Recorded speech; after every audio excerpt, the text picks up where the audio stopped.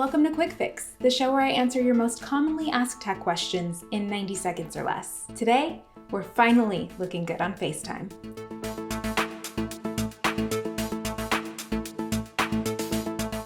Center Stage is Apple's new video calling feature, which takes advantage of the ultra-wide front-facing cameras on the new 12.9-inch and 11-inch iPad Pros.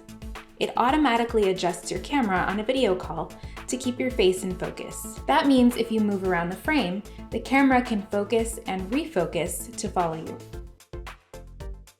For Apple's own video calling app, FaceTime, open Settings, tap FaceTime, and then toggle on Center Stage.